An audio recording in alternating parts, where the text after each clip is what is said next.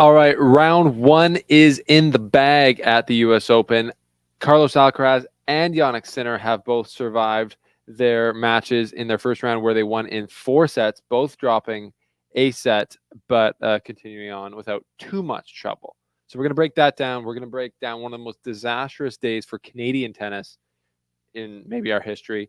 We're going to talk about the other results from day 2 and the finale of round 1, and we're going to look forward to round 2 matchups here on The Slice.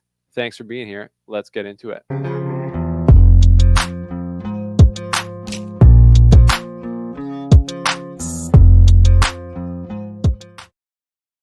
All right, The Slice's U.S. Open 2024 coverage is presented by Betway. So thanks for being here. If you're not yet, subscribe to The Slice. That way you can stay up to date on tennis. You can see the interviews we do with pro players, and you can just become a better tennis player because that's what subscribing magically does. Thanks for your support. We have a lot to get over today because there was a ton of matches again. Weather cooperated for the most part.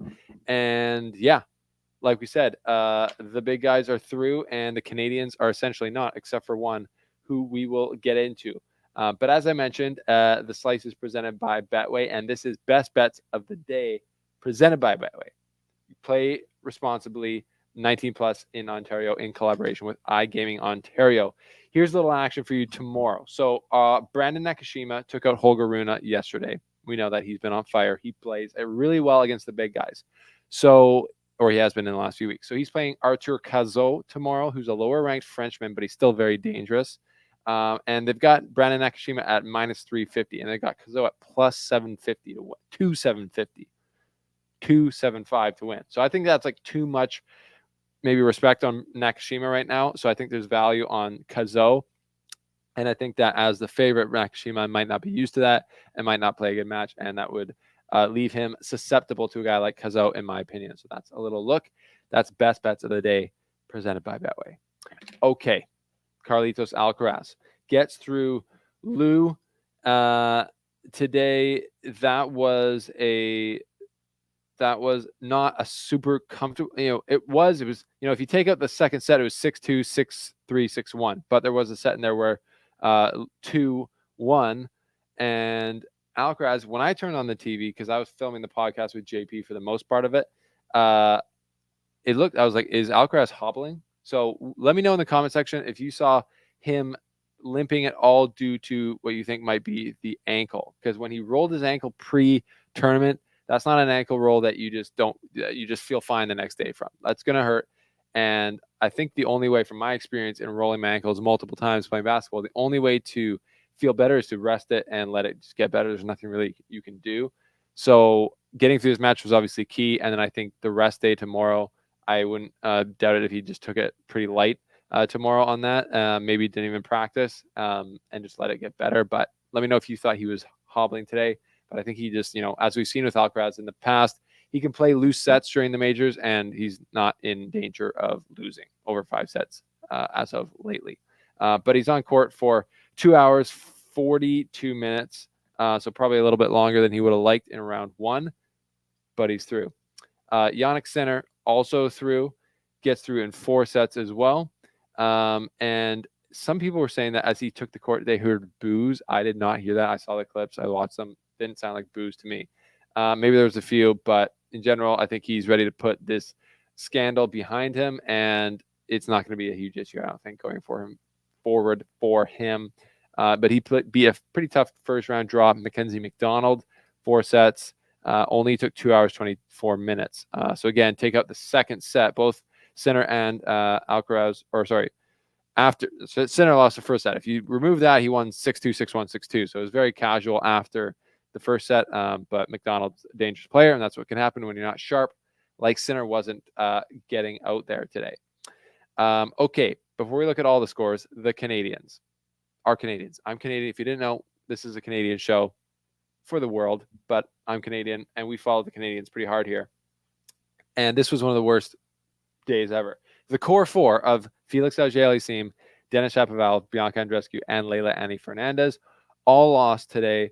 And it is actually an insane stat. None of those 4 players have been to the second round of the U.S. Open since 2022. So for 2 years. once one of those does, maybe hopefully next year in 2025, it'll have been like 3 years, which is just crazy. So they've had bad luck at the U.S. Open. But Felix today against Mensik just seemingly couldn't win any points that weren't on his first serve, either winning it directly or on his serve +1.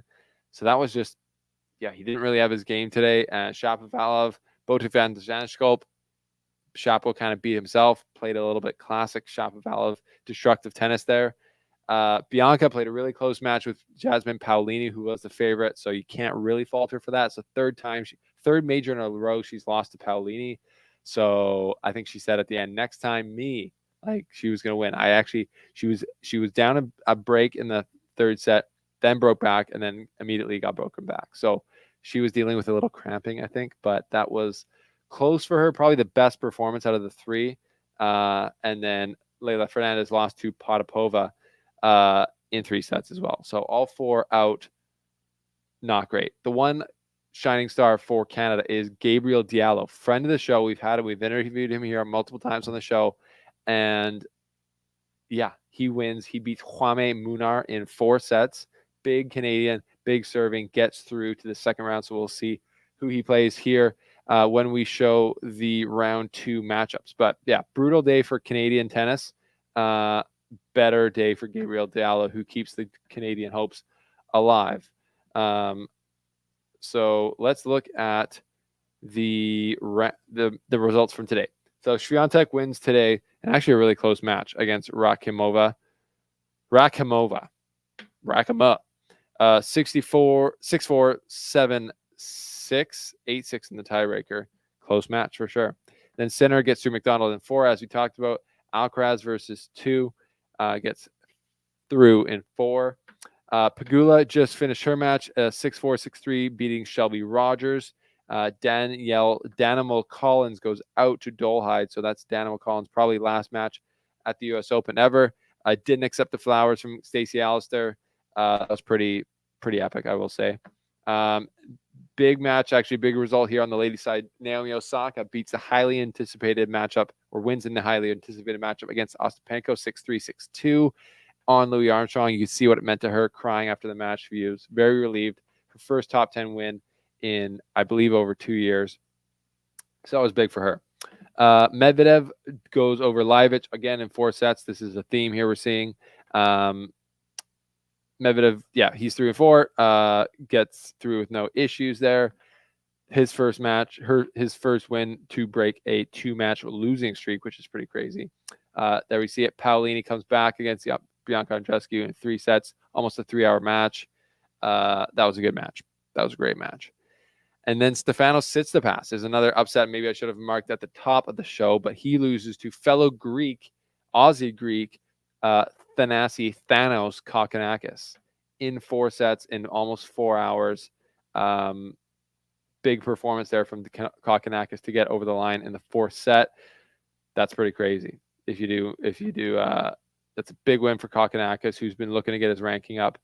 You need these types of round 1 wins. Tsitsipas is a tough first round draw, but that's a tough loss for Tsitsipas. Again, another tough first round draw for him. So he's out. He's coachless, and he'll be looking to find it again. Rybakina through 4th seed, no problems. 2 sets. Korda through in 3 over Mute. Wow, 1 tight set and then 6-1, 6-0. Kenin, battle of the 1 slam wonders. Kenin beats Raducanu in 3 sets, and Raducanu skipped the Olympics to prepare for this and has nothing to show for it. So that sucks for her.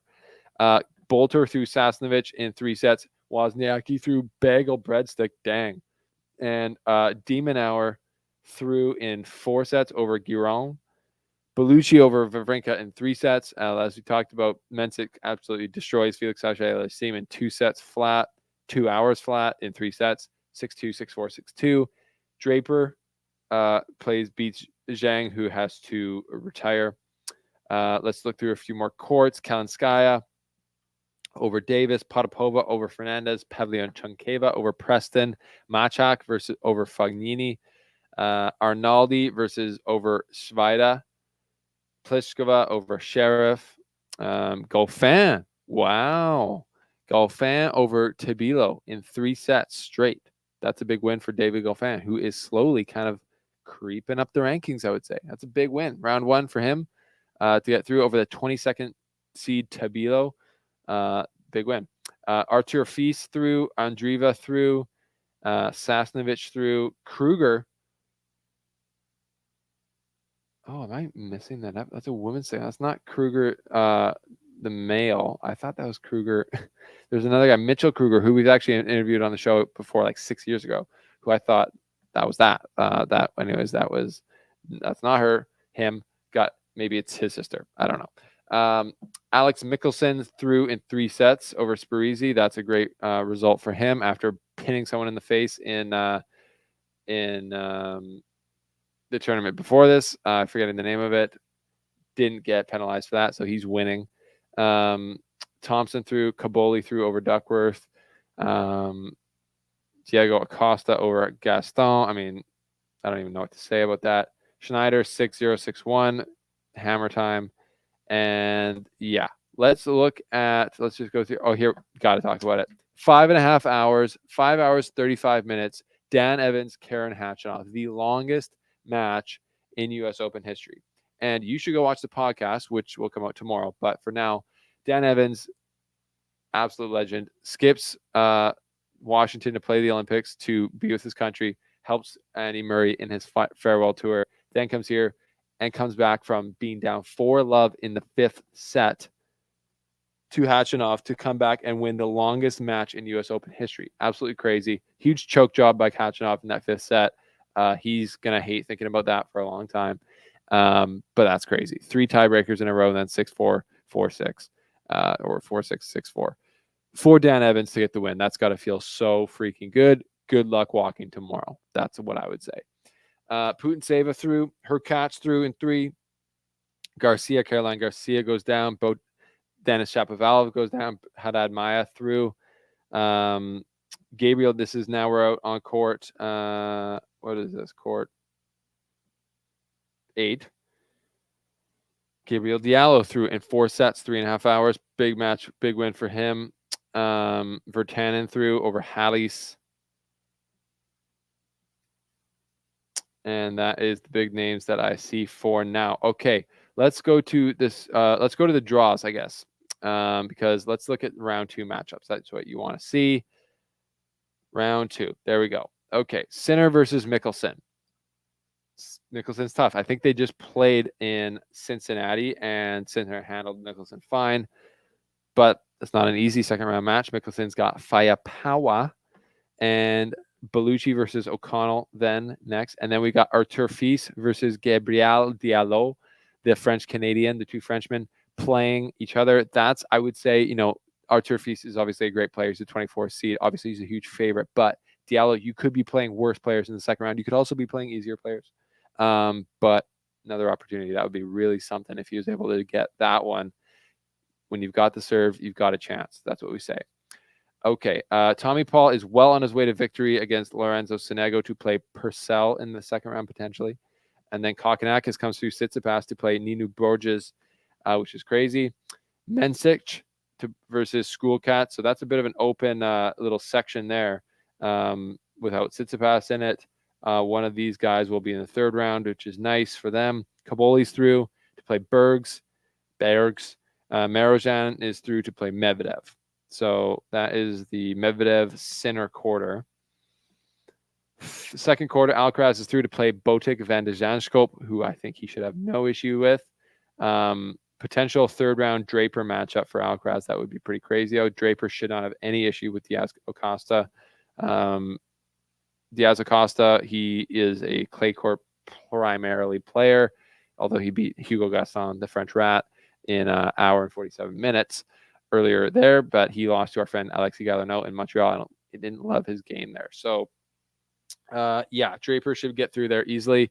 Goffin and Mannarino, that's a little bit like old school times. Goffin, love that win for him over Tabilo. Machak through over Fognini, played Korda. De Minaur to play Otto Virtanen.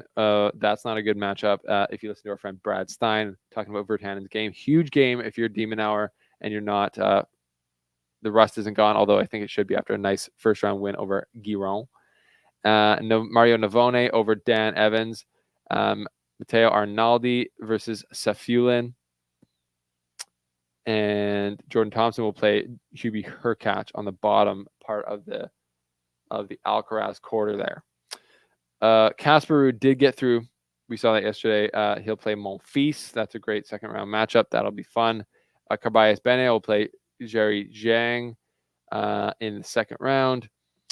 Humbert versus Comencana. And then we got a crazy second round matchup, Berrettini versus Fritz. I mean, that's about as tough as it gets in the second round for Fritz. Berrettini is sketchy, but Fritz, he's been the player who's been playing more and at a higher level. So he's the favorite there, but that's a big time matchup. Then we got Nakashima versus Kazo, as I talked about. We got Kecmanovic versus Musetti. We've got Sarundalo versus Echeverry in the battle of the Argentinianos. Mueller versus Zverev to come through to the third round there for Zverev. Interesting stuff. Okay, last quarter. Rublev versus Rinderknech. Mitchell Kruger. He is through. The Krugers, I guess, from America are having a great tournament here. Kruger is through to the second round to play Lehechka, 32 seed. Baez over Darderi to beat Griekspoor.